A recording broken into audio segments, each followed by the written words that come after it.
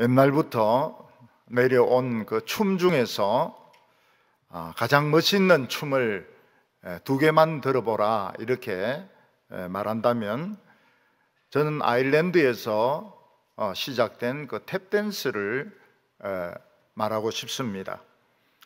이 탭댄스는 상체는 움직이지 않고 발로만 이렇게 바닥을 치면서 이 움직이는 그런 춤인데, 요즘은 그 구두에 쇠를 박아가지고 아주 따닥따닥 소리가 나도록 그렇게 춤을 추고 있습니다.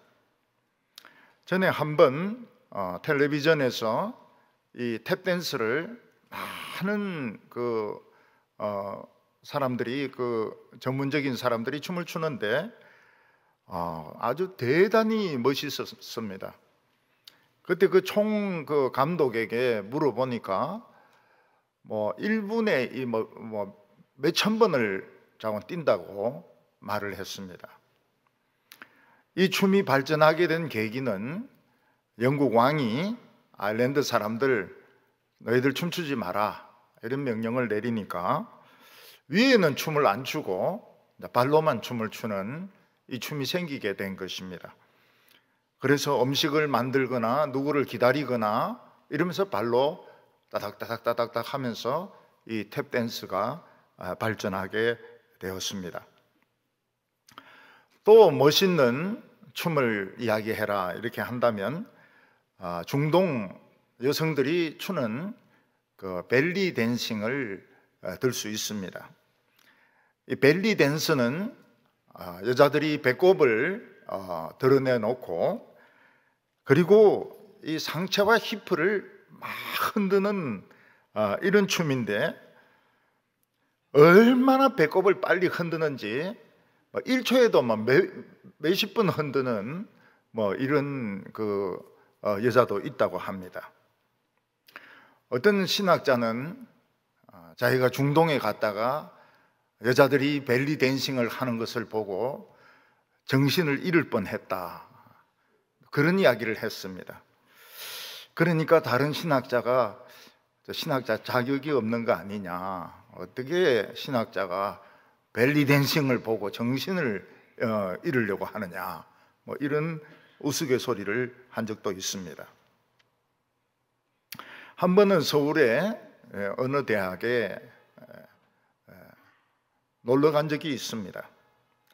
근데 마침 그 시간에 그 대학의 메이퀸 5월의 여왕 취임식과 은퇴식이 있었습니다. 거기 보면 빨간 카페트를 쫙 깔아놨는데, 작년도 메이퀸이 왕관을 쓰고 호를 들고 가운을 입고 아주 화려하게 등장을 합니다. 그리고 조금 있다가 그 해에 메이퀸으로 뽑힌 여자가 수수한 옷을 입고 올라옵니다. 근데 작년 메이퀸이 왕관을 벗어주고 이 가운을 벗어주고 호를 넘겨주니까 작년 메이퀸은 아무것도 아닌 것입니다.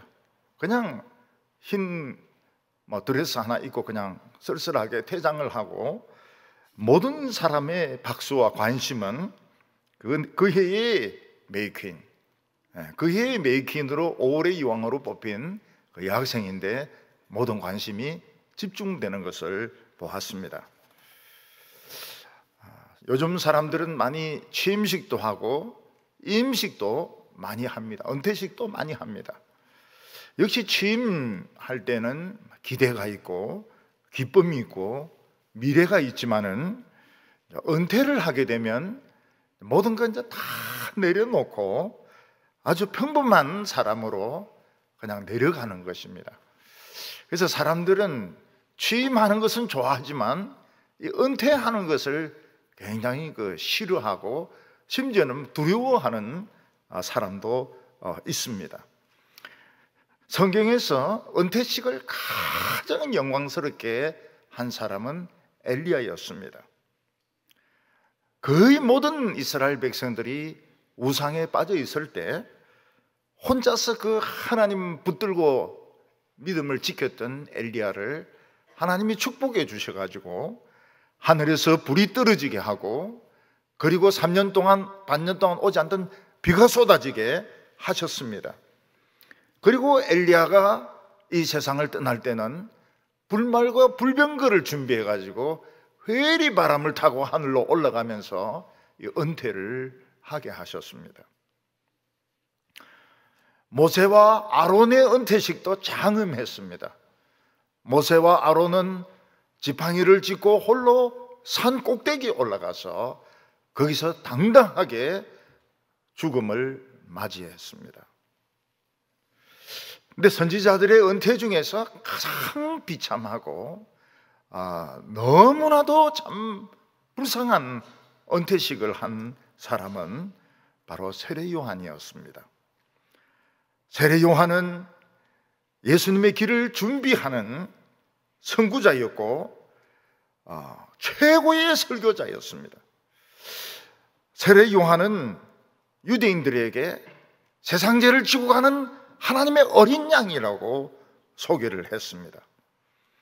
그러나 세례 요한이 은퇴할 때는 감옥에 갇혀 있다가 목이 베어가지고 그 머리가 접시에 담겨서 춤을 춘 어떤 여자의 춤값으로 그의 머리가 이렇게 주어지게 됩니다.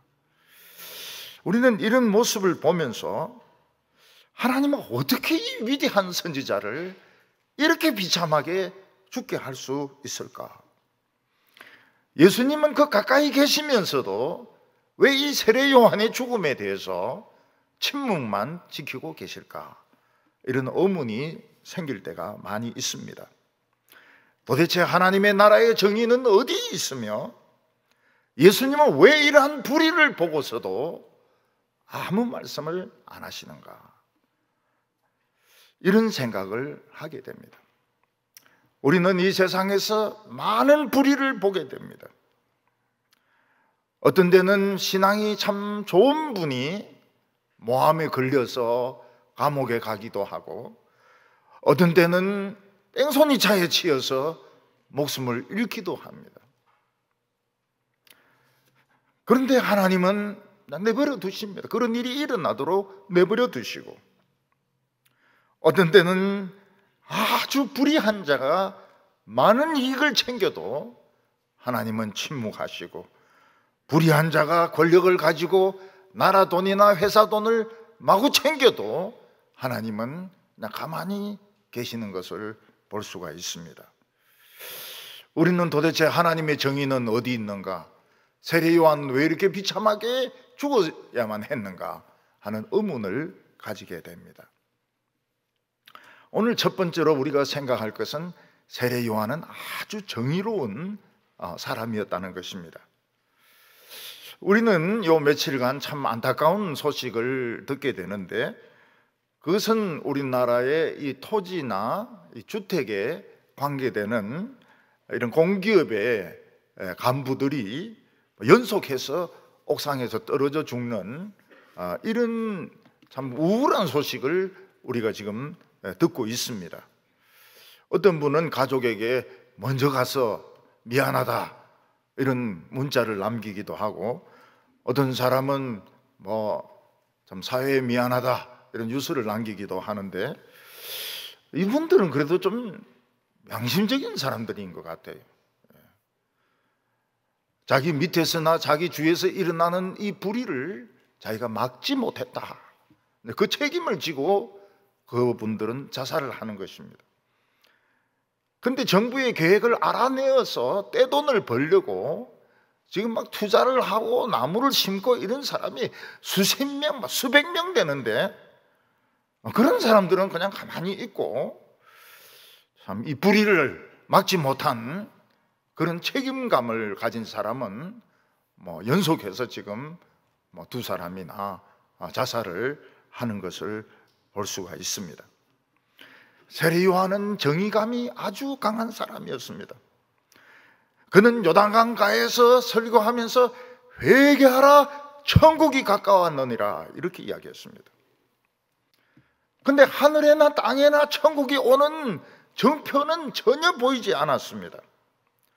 들판에 천사들이 막 모여서 무슨 진을 친다든지, 하늘에서 천사들이 막 빈번하게 올라갔다 내려갔다 한다든지 이런 것은 없었습니다. 어쩌면 하나님의 나라는 예수님과 함께 공기처럼 찾아온다고 말할 수 있습니다. 공기는 우리 눈으로 볼 수 없고 손으로 잡을 수 없습니다.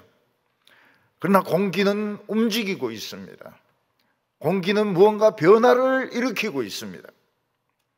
그래서 예수님은 성령은 바람이다 이렇게 말씀을 하셨습니다. 세례 요한은 세례를 받으러 온 세리들에게 너희들은 돈 더 받을 생각하지 마라. 세금, 정해진 세금 외에는 더 받지 말라.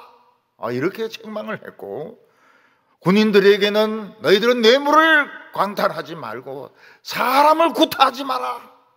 아주 직선적으로 설교를 했습니다. 세례 요한은 그의 설교를 듣고 있는 바리새인과 서기관을 향해서 너희들은 아브라함을 조상이라 하지 마라. 하나님은 이 세고 센 이 돌들로도 아브라함의 자손을 만들 수 있다고 말씀하시면서 이 독사의 자식들아, 누가 너에게 임박한 진노의 심판을 피하라 하더냐. 지금 도끼가 나무 뿌리에 놓였으니 합당한 회개의 열매를 맺지 않은 자마다 다 찍어서 영원한 불에 던질 거라고 말씀을 했습니다. 요즘 말로 표현하면 이 독사 새끼들아, 독사 새끼들아, 너희들 왜 멸망을 피하려고 해? 너희들은 멸망당해야 돼. 너희들은 멸망당해야 돼. 너희들의 멸망은 지금 임박해 있다고. 지금 도끼가 나무 뿌리에 있단 말이야. 이런 설교를 했던 것입니다. 세례 요한은 헤롯 왕에 대해서도 좋지 않은 설교를 했습니다. 헤롯 왕은 자기 동생 빌립의 부인 헤로디아를 뺏어가지고 자기 부인으로 삼았습니다. 그때 세례 요한은 설교하는 중에 왕을 언급하면서 아무리 왕이라고 하지만 자기 동생의 부인을 뺏어서 부인 삼는 것은 이거는 간음이고 이는 엄난한 것이고, 지도자는 백성들에게 도덕적인 본을 보여야 되는데 이런 식으로 엄난한 짓을 하면 모든 백성들이 다 엄난하게 된다, 이렇게 설교를 했습니다. 이 설교가 이제 헤롯의 귀에 들어가니까 기분이 나빠가지고 헤롯은 군인들을 보내가지고 세례 요한을 체포해서 감옥에 가두었습니다. 아마 이 세례 요한은 예수님이 오셨으니까 예수님이 금방 불러서 금방 자기의 추수 마당을 심판하실 것이다, 오래지 않고 심판이 이루어질 것이다, 아마 이렇게 생각을 하고 있었던 것 같습니다. 헤롯 왕은 꼭 나쁜 점만 있는 사람은 아니었습니다. 헤롯은 가끔씩 세례 요한이 있는 감옥에 찾아가서 세례 요한과 대화를 나누기도 하고 그의 설교를 듣기도 했습니다. 그때는 헤롯이 좋은 사람이 되었습니다. 근데 왕궁으로 돌아와서 헤로디아를 만나면 헤로디아가 얼마나 사람을 끌어대는지 다시 폭군으로 변했습니다. 그래서 헤롯은 좀 좋은 사람이었다가 아주 폭군이었다가 이 두 사이를 그냥 왔다 갔다 하는 그런 왕이었던 것입니다. 20절을 보면 헤롯이 요한을 의롭고 거룩한 사람으로 알고 두려워하며 보호하며 또 그의 말을 들을 때에 크게 번민을 하면서 달갑게 들음이라. 헤롯은 요한을 아주 의로운 사람으로 거룩한 사람으로 알고 헤로디아가 막 죽이려고 할 때도 세례 요한을 보호를 했습니다. 세례 요한이 아주 직선적인 이런 설교를 하거나 조언을 하면 막 괴로워하면서 번민하면서도 즐거운 마음으로 설교를 들었습니다. 그때는 또 헤롯이 좀 좋은 사람이 되었습니다. 어떤 분은 직장에서 참 그 악질로 이렇게 다른 사람을 괴롭히는 사람이 있습니다. 또 막 술도 마시고 신경질도 많이 부리고, 그러다가 주일날 오면 또 거룩하게 앉아서 이제 예배를 드리고 은혜를 받고 또 조금 좋은 사람이 됐다가 월요일날 되면 또 회사에 가서 막 악질로 변해가지고 다른 사람 막 괴롭히고 못 살게 굴고, 그런 사람도 많이 있습니다. 한국에 많이 있습니다. 어떤 남편은 불륜을 저질러 가지고 그 여자하고 같이 도망을 갔습니다. 근데 지옥에 가서는 안 될 것 같아서 사람들 많이 모이는 큰 교회에 들어가서 아주 점잖게 예배를 드렸습니다. 근데 부인이 이제 조사를 해보니까 남편이 어느 교회를 다니고 있다는 걸 알게 된 겁니다. 담임 목사인데 편지를 보냈어요. 우리 남편이 지금 불륜을 저질러 가지고 지금 그 교회 열심히 다니고 있다는데 목사님이 입 다물고 있어도 됩니까? 이런 편지를 보낸 겁니다. 안 되죠. 어떤 부인은 교회를 열심히 다니는데 집사는 절대로 안 되려고 그래요. 그래서 전도사님이 교회도 이제 나오신 지 몇 년 되고 또 열심히 나오시니까 집사를 하십시오 이러니까 집사는 절대로 안 한다는 거예요. 그래서 목사님이 이제 신방을 갔습니다.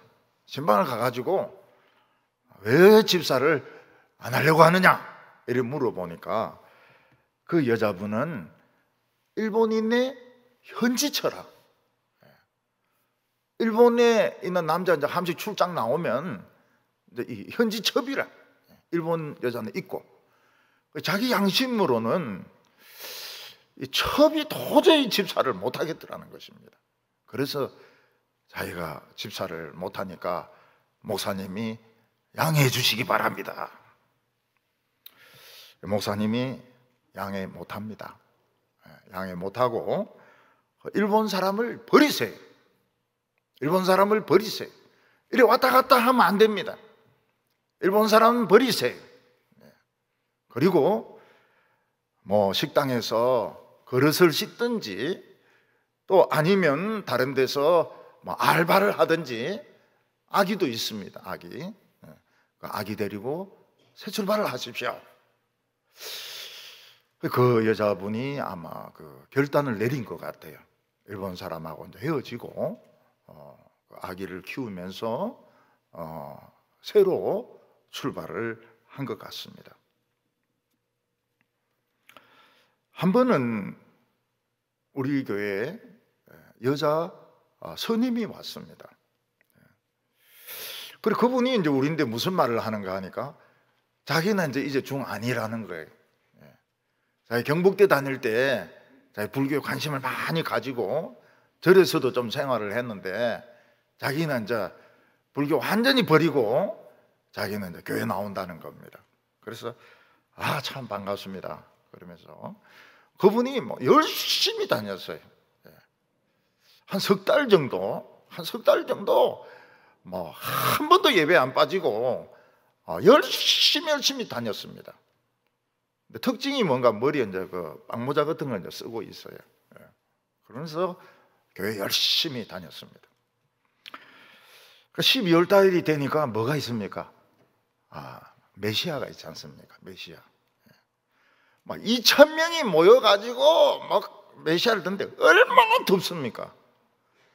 이 사람이 견디다 못해서 빵모자를 이제 벗은 거예요. 맨대가리.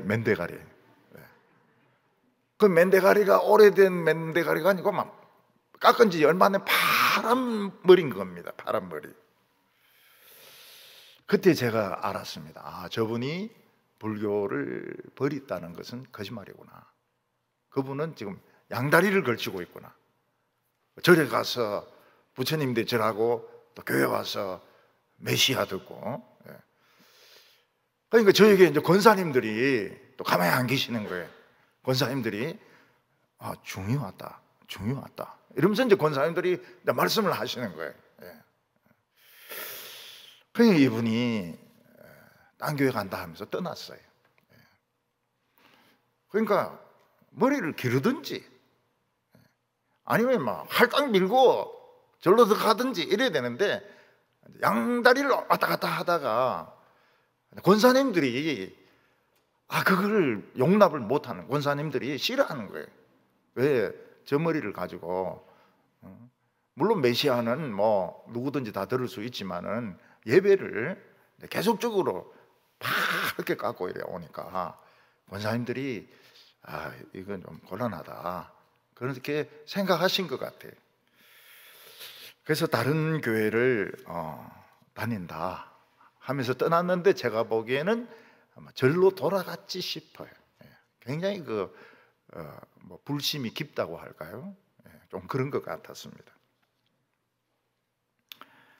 헤롯은 감옥에 와가지고 사람들은 보지 않는 데서 세례요한으로부터 직접 설교를 듣는 것입니다.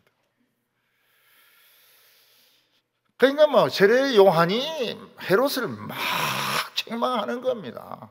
왜 동생의 부인을 데리고 사느냐? 새 출발을 해라고. 그때는 막 이 사람이 괴로워해요. 그리고 이 헤로디아가 헤롯이 없어지면 어디 간 줄 아는 겁니다. 감옥에 설교 들으러 간 줄 아는 거예요. 그래서 이제 죽이려고 암살자를 보내면 헤롯이 막 막습니다. 세례요한 못 죽이도록. 그리고 이 헤롯은 어떻게 하면 나는 세례요한의 설교를 직접 들은 사람이다. 1대1로 세례요한의 설교를 들은 사람이다. 이러면서 만족을 하는 겁니다. 굉장한 프라이드를 가지는 거예요. 너희들은 세례요한의 설교를 제대로 못 들었지. 나는 1대1로 2m 간격으로 앉아가지고 설교를 들은 사람이다. 이런 프라이드를 가지고 있는 것입니다. 늙은 분들 중에서는 그런 프라이드를 가진 분이 계세요. 나는 빌리 그레함의 설교를 직접 들은 사람이다. 여의도에서, 여의도 광장에서 그렇게 말한 사람이 있습니다. 박윤선 박사라고 그 주석을 많이 쓴 그런 신학자가 있습니다. 저희 어머니는 나는 박윤선 목사의 설교를 들은 사람이다. 그걸 굉장히 프라이드로 저희 어머니는 가지고 계셨습니다. 또 저도 질 수가 있습니까? 그 부산에 삼일교회라고 있는데 그거는 이제 그 옥중 목사입니다. 한상동 목사. 난 한상동 목사의 가르침을 받은 사람이요. 이러면서 어머니인데 큰 소리 치기도 하고 이렇게 했습니다. 요즘 우리나라에는 그냥 자기 사는 것은 자기 마음대로 사는데 설교를 쇼핑을 하는 사람들이 있습니다. 그래서 큰 교회들 하면서 다니면서 뭐 누구의 설교는 어떻고 누구의 설교는 어떻고 누구의 설교는 어떻다 이러면서 이제 평가도 하고 그 다음에 이제 인터넷으로 이제 설교를 이제 듣는 겁니다. 인터넷으로 어떤 목사 설교 듣고 어떤 목사 설교 듣고 어떤 목사 설교 듣고. 우리 교인들은 보니까 그 비대면 해도 우리 교회 설교를 끝까지 듣는다고 그래요. 광고까지 듣는다고 그래요. 참 그 어려운 일입니다. 이 설교 다 듣고 기도 듣고 광고까지 듣는 거 참 어려운 일이에요. 그래서 참 우리 교회 성도님들이 진짜 뿌리가 참 깊으시구나. 제가 마음에 참 감동을 받았습니다. 근데 많은 사람들은 그냥 누구 설교 듣다가 조금 재미없으면 딴 목사로 옮깁니다. 그래도 또 재미없으면 또 옮깁니다. 그 다음에는 영화를 보기 시작합니다. 헤로디아는 헤롯이 없어지면 설교 들으러 갔다는 걸 알고는 자객을 보내가지고 세례 요한을 죽이려고 하는데 헤롯은 막았습니다. 세례 요한은 어려운 선지자다. 그렇지만 또 풀어주진 않습니다. 풀어주진 않고 자기는 그 설교를 들으면서 만족감을 가지면서 감옥에 있을 때는 좀 좋은 사람 됐다가 왕궁의 헤로디아를 만나면 또 막 바가지를 끌기 시작하니까 폭군으로 변하고, 또 감옥으로 가면 좀 착한 사람이 되고, 그러면서 이제 왔다 갔다 하는 이런 신앙을 가지고 있었던 것입니다. 오늘 두 번째는 세례 요한이 깨닫지 못하고 있었던 것이 있었다는 것입니다. 세례 요한은 어떤 사람인가 하면 말라기 이후에 400년 만에 나타난 하나님의 선지자였습니다. 그의 설교에는 권세가 있는데 세례 요한의 설교는 막 우레와 같았고 번개치는 것 같았고, 사람들이 그 설교를 들으면 막 가슴을 칩니다. 가슴을 쳐요. 그리고 너희들 몸에 막 죄를 칠갑을 해가지고 지옥에 들어가려고 그래! 막 이러면 전부 요단강에 들어가가지고 세례를 받고 회개를 했습니다. 그럴 정도로 세례 요한의 설교는 파워가 있었습니다. 예수님께서는 세례 요한에 대해서 말씀하시기를 여자가 낳은 자 중에 세례 요한보다 큰 자가 없다고 말씀하셨습니다. 그래서 어떤 산모는 말합니다. 세례 요한이 태어날 때 몇 킬로로 태어났길래 세례 요한보다 더 큰 자가 없다고 말하는가? 그거는 그 세례 요한의 무게를 두고 말하는 것이 아닙니다. 세례 요한은 구약에서 여자가 낳은 자 중에 가장 위대한 사람이라는 겁니다. 그 이유는 그 첫 번째는 그는 그 설교가 파워가 있었습니다. 그는 거기에 안 갔어요. 예루살렘이나 유대 사회에 안 들어갔습니다. 사람들이 사는 데는 이거는 돈과 엄난과 부정으로 얼룩진 곳이다 이렇게 생각해서 안 갑니다. 안 가고 그냥 광야에서 지나가는 사람들에게 대놓고 막 회개하라, 천국이 가까웠느니라 그러는데 사람들이 몰려오는 겁니다. 어떤 때는 몇만 명이 몰려올 때가 있었습니다. 굉장한 설교의 파워를 가진 사람이었습니다. 그리고 또 하나는 세례 요한은 구약 성경에서 예언이 된 선지자였습니다. 이 선지자에 대해서 예언이 되는 경우는 별로 없습니다. 그런데 말라기 선지는 크고 두려운 날이 오기 전에 내가 엘리야를 보내겠다 이렇게 말했는데 그 엘리야가 세례 요한인 것입니다. 예수님이 오시는 날은 크고 두려운 날입니다. 크고 두려운 날이 오기 전에 엘리야를 보내겠다. 세례 요한이었습니다. 세례 요한은 예수님이 세례를 받고 물에서 올라오실 때에 성령이 비둘기같이 예수님 위에 임하는 것을 보고 하나님의 아들이다 증거를 합니다. 선지자들 중에서 하나님의 아들을 직접 눈으로 보고 그 증거를 보고 하나님의 아들이다 이렇게 증거한 선지자는 세례 요한밖에 없습니다. 그래서 세례 요한은 구약의 선지자들 중에서, 구약의 영웅들 중에서 제일 위대한 사람이었습니다. 그런데 세례 요한이 모르는 것이 있었습니다. 그 모르는 것이 무엇인가 하면 예수님께서 말씀하시기를 그러나 하나님 나라에서는 지극히 작은 자도 세례 요한보다 더 크다고 말씀하셨습니다. 그러나 하나님 나라에서는 그 하나님의 나라가 무엇입니까? 바로 예수님과 함께 임한 이 복음을 말하는 것입니다.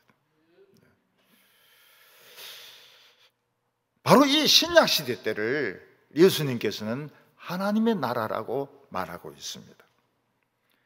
이 신약시대 때의 성도들은 성령이 임하시기 때문에 세례 요한보다 훨씬 더 위대한 사람들이 될 수 있다고 말씀하셨습니다. 세례 요한은 하나님의 아들이 오시면 즉시 불러서 악한 자들을 심판하실 줄 알았습니다. 타작마당을 비유로 든다면 타작마당을 이 키로 이렇게 정리를 해가지고 알곡은 창고에 넣고 뚝정이는 영원히 꺼지지 않는 불에 넣는다고 믿었습니다. 그래서 세례 요한은 굉장히 그 다급한 마음으로 말씀을 전했습니다. 곧 심판이 온다. 곧 크고 두려운 날이 온다. 헤로데에게도 곧 하나님의 심판이 온다. 헤로디야 버려야 된다. 도끼가 이미 나무 뿌리에 놓여 있다고 설교를 했습니다. 그런데 예수님은 불로서 심판을 하시지 않습니다. 예수님은 병자를 고치시고 말씀만 전하고 있습니다. 그러니까 세례 요한은 감옥에서 너무 답답해가지고 제자를 보내어서 묻습니다. 예수님께 오실 메시아가 당신입니까? 아니면 우리가 또 다른 메시아를 기다려야 됩니까? 그 말이 무슨 말? 왜 심판하지 않습니까? 왜 불로 심판하지 않습니까? 왜 알곡과 가라지를 구별하지 않습니까? 왜 가라지를 영원한 지옥불에 던지지 않습니까? 그거를 질문하고 있었던 것입니다. 근데 세례 요한이 몰랐던 것이 있습니다. 그게 뭔가 하면 세례 요한은 구약 마지막 선지자였습니다. 구약 마지막 선지자는 말라기로 알려져 있습니다. 근데 사실은 말라기가 아니고 세례 요한입니다. 그래서 세례 요한은 구약의 마지막 증인으로서 하나님의 아들을 소개했지만 신약시대를 보지 못했습니다. 신약시대의 성령이 임하는 것과 말씀의 능력과 그 제자들이 하는 것을 세례 요한은 보지 못했습니다. 왜냐하면 구약에 속한 선지자였기 때문입니다. 그래서 예수님께서는 세례 요한 이후에는 천국은 침략을 당한다고 말씀하셨습니다. 천국이 침략당한다고 하는 것은 마귀나 악한 자들이 천국을 공격해서 대포 쏘고 원자탄 터뜨리고 이래서 천국을 파괴시키는 것을 말하지 않습니다. 이건 누구든지 천국으로 밀려가 가지고 천국의 축복을 가질 수 있다는 것입니다. 누구든지 믿는 자는 천국에 무찔러 가가지고 천국의 축복을 그냥 먼저 차지하면 임자인 겁니다. 먼저 차지하면 임자예요. 요즘 군대에서 그 무찔러 가 이런 구호를 쓰는지 모르겠습니다. 워낙 옛날이 돼가지고. 우리 때는 제일 듣기 좋은 구호가 무찔러 가입니다. 무찔러 가. 식당으로 무찔러 가. PX로 무찔러 가. 화장실로 무찔러 가. 무찔러 가라는 말이 뭔가 하면 그냥 순서 없이 줄 맞추지 말고 그냥 뛰어가가지고 그냥 먼저 이제 볼일 보는 것이 무찔러 갑니다. PX로 무찔러 가. 화장실로 무찔러 가. 식당으로 무찔러 가. 예수님은 천국으로 무찔러 가. 서울에도 새 백화점이 하나 생겼다고 하는데요. 대구에 무슨 새 백화점이 생기게 되었을 때 신세계 백화점, 현대 백화점 이런 백화점이 생기게 되었을 때 여자들 막 몰려가. 왜냐하면 신상품이 많으니까요. 막 구입을 합니다. 근데 만약 그 백화점 사장이 미쳐가지고 거기 있는 거 다 무료로 준다. 옷도 무료고, 루비통도 무료고, 샤넬도 무료고, 시계, 롤렉스 무료로 제공한다. 그럼 여자들이 어떻게 하겠습니까? 남자들은 교회 올 것 같아요. 왜냐하면 루비통의 위력을 모르기 때문에. 남자들은 이제 교회 와가지고 그날 저녁 내내 이제 요거도 먹는 거죠. 부인인데 루비통이 뭔데 말이지. 여성들은 어떻게 할까요? 그날 저녁부터 백화점 앞에 줄 섭니다. 그럼 문이 열리는 순간 그냥 안으로 무찔러 들어가는데 막 사람 밟으면서 전우의 시체를 넘어서 가가지고 그냥 잡으면 되거든요. 루비통 잡으면 되고, 샤넬 잡으면 되고, 난닝구 잡으면 되고 말이죠. 시계 잡으면 되고. 그럴 생각이 없습니까?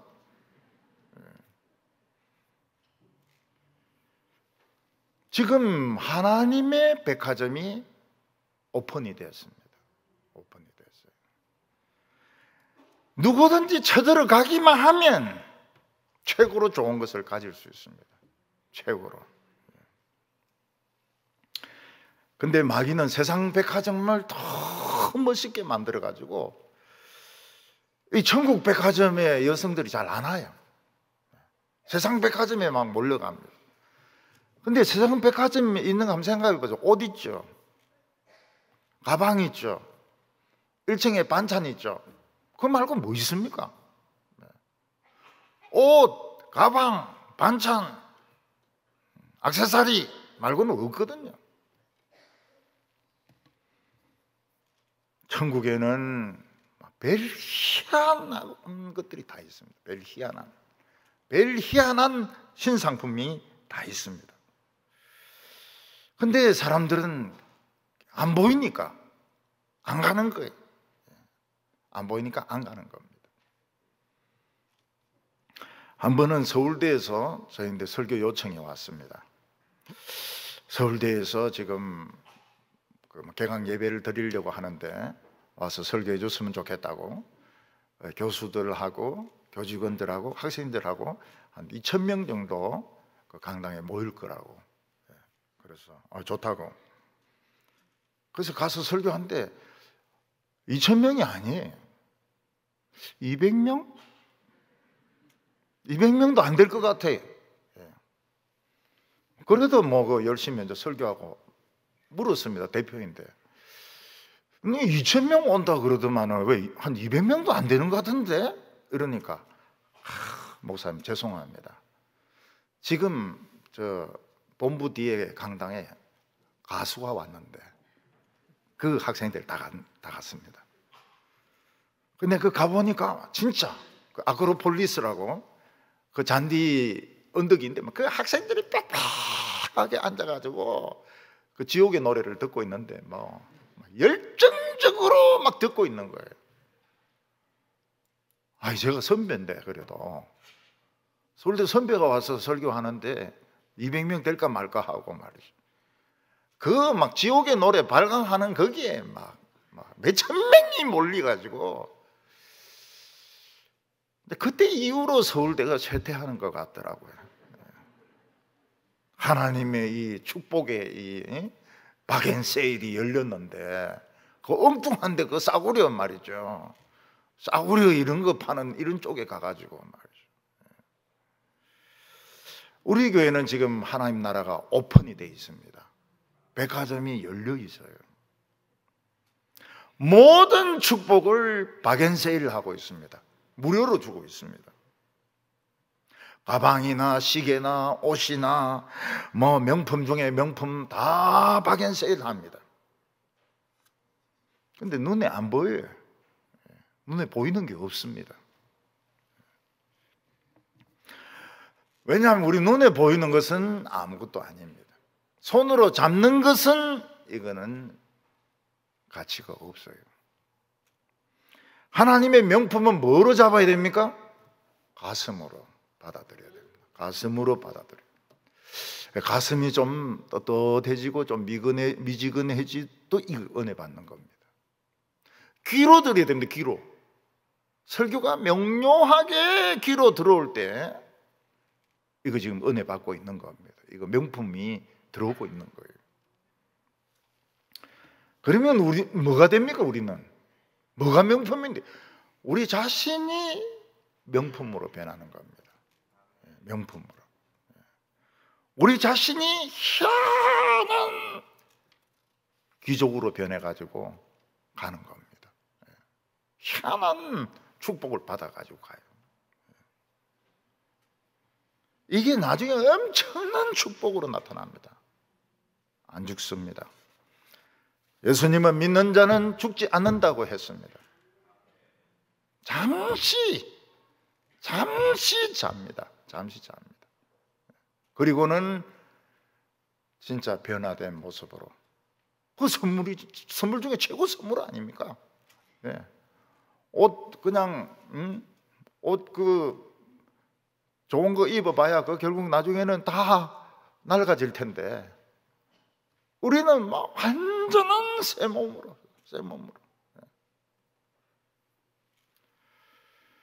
세례 요한은 임무를 마쳤습니다.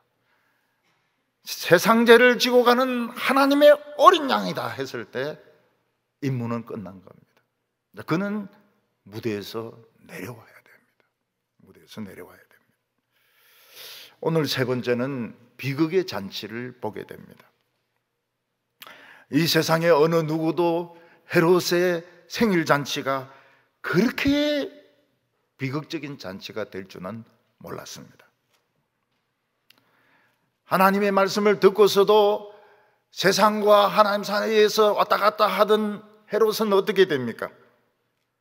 이 사자인데 물려가지고 바로 지옥에 사람이 변화되고 맙니다. 얼마 전에 어떤 사람이 아프리카 사파리 공원에 갔습니다. 이 아프리카 이 공원은 조심해야 됩니다. 왜냐하면 사자나 이 악어나 이게 그냥 자연 상태에서 살기 때문에 조심해야 되고, 그게 주인은 야생 동물이 주인입니다. 우리 인간은 그게 잠깐 가는 사람이고 주인은 사자입니다. 그 사자가 그 길에서 배 깔고 있으면은 집에 갈 때까지 기다려야 돼. 그 빵 눌리면 안 됩니다. 빵 눌리면 이거 벌금 내야 돼요. 그리고 차에서 내리면 안 됩니다. 차에서 내리면 안 돼요. 근데 두 사람이 사진을 찍으려고 차에서 내렸어요. 그래서 좀 찍으려고 하는데 어느새 사자가 덤벼가지고 두 사람 다 물어 죽여버렸습니다. 지금 이 세상은 사파리 공원과 같아가지고 사자가 막 돌아다니고 있습니다. 악어도 돌아다니고 있고요. 악어도 돌아다니고 있고 사자도 돌아다니고 있고 표범도 돌아다니고 있고. 그래서 그리스도 밖으로 나오면 안 됩니다. 그리스도 밖으로 나오면 안 돼요. 굉장히 위험합니다. 세상과 그리스도 사이에 왔다 갔다 하면 안 됩니다. 어떤 사람은 자기 회사에서 유행가 부르는데 너무 유행가를 막 한 20곡 정도 부르는 바람에 그 사람이 교회 집사인 줄 몰랐다는 거예요. 교회 와보니까 집사라. 유행가 20곡을 막 달았어. 막 오동잎부터 시작해가지고 막 바로 부르는 겁니다. 그러다가 오동잎 뒤에 있는 사자가 막 바로 덤벼들어서 물어버리거든요.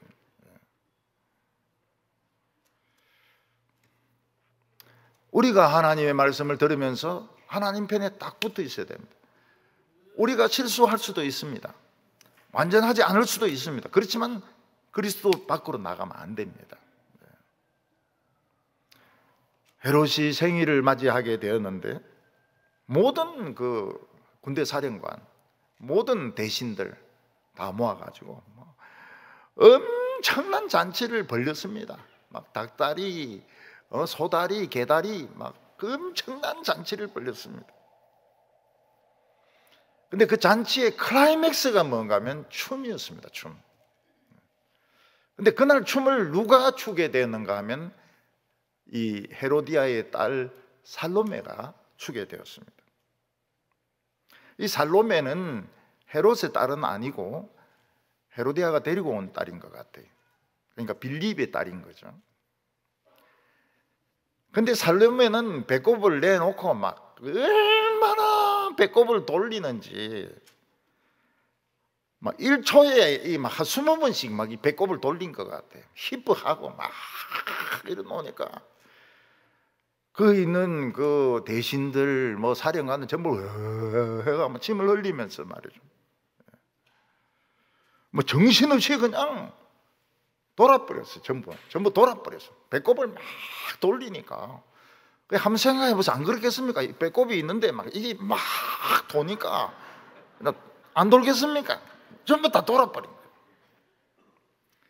그 남자들은 막 손뼉을 치면서 좋아하고 막 헤롯은 업이 된 겁니다. 굉장히 흥분을 된 겁니다. 뽕한 것처럼 마약한 것처럼 막 업이 돼버린 겁니다. 헤롯은 너무 기분이 좋아가지고 그 살로메에게 오라고 부르면서 춤값을 줘야 되겠는데 좀 세게 주고 싶다. 세게. 내가 큰 사람이니까 세게 춤값을 한번 주고 싶다. 뭘 줄까? 나라의 절반까지 주겠다. 큰 소리를 쳤습니다. 나라의 절반까지 준다는 것은 진짜 나라 절반을 준다는 건 아닙니다. 달라는 대로 다 주겠다. 그런 뜻입니다. 그러니까 살로메는 인사 탁 하고 금방 나가가지고 엄마 헤로디아인데 물어봅니다. 지금 춤값을 지금 준다고 하는데 뭘 달라고 할까요? 헤로디아가 막 표독스러운 얼굴로 변하면서 세례 요한의 머리를 잘라가지고 소반에 담아서 달라고 해라고. 그러니까 이 살로메는 뭐 엄마 시킨 대로 하니까 가가지고 인사하고 세례 요한의 머리를 잘라가지고 소반에 담아주소서. 그때 헤롯이 얼굴이 딱 굳어지면서 왜 하필이면 세례 요한의 머리냐? 딴 거 안 되냐? 옆에 있는 사람들이 세례 요한의 머리, 세례 요한의 머리통 막 옆에서 막 죽여 세우는 겁니다. 헤롯은 세례 요한을 죽이고 싶지 않았습니다. 그는 의로운 사람이고 그는 거룩한 사람이고 그 감옥에서 한 번씩 설교 들을 때마다 참 괜찮고, 근데 옆에서 막 사람들이 막 죽여 세우고 막 살로메가 막 배꼽 가지고 막 1초에 20번씩 돌리고 이러니까 막 정신을 못 차린 겁니다. 그래서 군대를 보내가지고 세례 요한 목을 잘라가지고 이 접시에 담아옵니다. 그럼 춤값이라고 하면 그냥 그만 몇 개 던져주면 끝나는 겁니다. 춤값은 춤값으로 끝나야지. 아무리 막 배꼽을 그렇게 많이 돌리다 하더라도 그 나라의 반까지 주겠다 그런 소리 하면 안 되죠. 결국 위대했던 설교자 세례 요한은 그 계집애의 춤값으로 목이 잘리가 비참하게 죽습니다. 물론 세례 요한이 죽을 때 세례 요한의 엘리야 아닙니까? 그 하늘에 불말과 불병거가 기다리고 있다가 데리고 갑니다. 그렇지만 이 세상 눈으로 볼 때는 너무 참 비참했고 너무 참 끔찍한 죽음이었습니다. 예수님은 그때부터 회개하라 천국이 가까웠느니라고 말씀하셨습니다. 우리가 먼 데서 보면 산이 하나로 보일 때가 있습니다. 전북에 그 마이산 있지 않습니까? 보면 하나입니다, 하나. 그렇지만 가까이 가보면 두 개로 돼가 말의 귀처럼 돼가지고 마이산이라고. 그 마이산 올라갈 수 있을까요? 그 밑에 있는 절에 있는 스님들 올라간 사람도 있다가 못 올라갑니다. 못 올라가요. 굉장히 가팔라요, 귀가.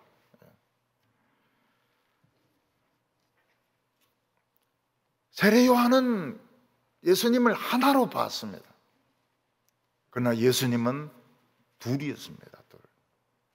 예수님은 우리 죄를 속하기 위해서 오셨고 상당한 기간 뒤에 다시 오십니다. 심판하기 위해서.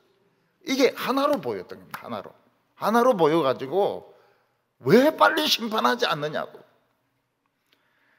근데 세례 요한 말대로 빨리 심판하면 천국 갈 사람이 너무 적은 거예요.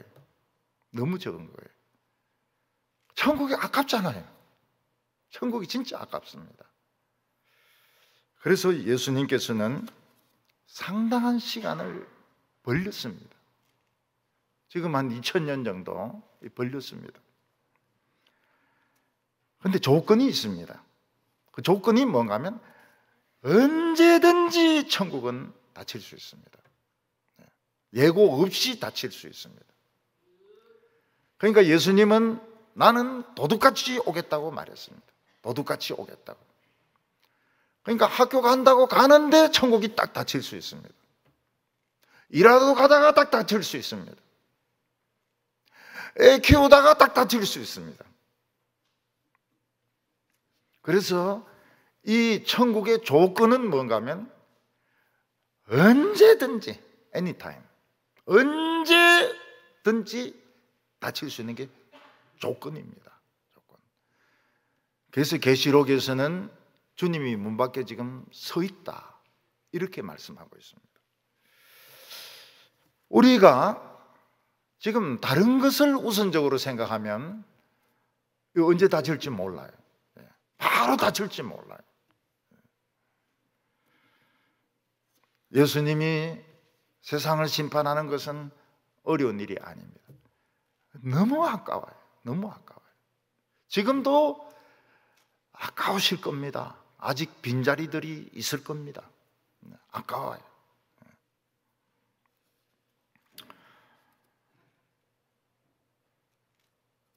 이방인들은 천국에 못 가고 개돼지같이 살다가 멸망합니다. 예수님은 바람같이 천국이 오게 하셔서 마지막 심판 때까지 기다리십니다. 유대인은 끝났습니다. 세례 요한을 죽이고 끝났습니다. 구약시대는 끝났습니다. 예수님은 그 악한 자들도 구원받기 위해서 불의를 보고도 그냥 가만히 계십니다. 우리 생각으로는 저런 놈들 막 그냥 확 죽였으면 좋을 것 같은데 김정은이 이런 것도 올지도 몰라요. 이게 나중에 회개해가지고. 근데 김정은이가 오면은 2명이 빠져야 됩니다. 너무 커가지고. 우리는 이 복음의 시대, 지금 신약이 복음의 시대입니다. 이 복음의 시대에 어떻게 세례 요한보다 더 위대한 종이 될 수 있을까요? 성령이 너희에게 임하시면, 오직 성령이 너희에게 임하시면 예루살렘과 유다와 사마리아와 땅끝까지 이르러 내 정인이 되리라 이렇게 말씀하셨습니다. 우리는 세상에 있는 거 다 써도 됩니다. 다 써도 돼요. 그러나 사랑하면 안 됩니다. 사랑하면. 백화점에 뻔질나게 왔다 갔다 하는 거는 뭐 괜찮아요. 사랑하면 안 됩니다. 백화점 사랑하면 안 돼요. 세상은 세상이고 우리는 그냥 쓰면 되는 겁니다. 돈도 쓰면 돼요.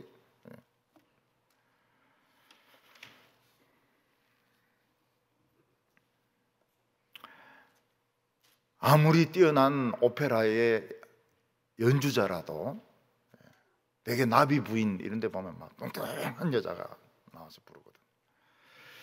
그래도 연기가 끝나면 내려와야 됩니다. 무대에서. 자기 노래 끝났는데도 안 내려온다고 막 떼쓰고 그 진행자는 막 끄집어내고 이러면은 그 오페라 망치는 것입니다. 아무리 자기가 주연이라 하더라도 자기 순서 마치면 그 탈의실에 가서 화장 지우고 평범한 옷 갈아입고 집으로 가야 됩니다. 우리의 연기는 아직 끝나지 않았습니다. 우리는 아직 지금 무대 위에 있습니다. 근데 언젠가는 내려와야 돼요. 목사님이요, 나는 이 주연이 아니고 엑스트라인데요. 무슨 엑스트라입니까? 우체부입니다. 우체부 중요합니다. 편지 와서, 누구인데 와서, 직접 열어보소. 그러고 이제 빨리 내려와야 돼요.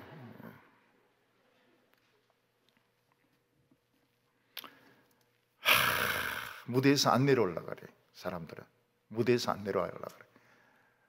무대에서 안 내려오려고 하는 사람은 방해하는 사람입니다.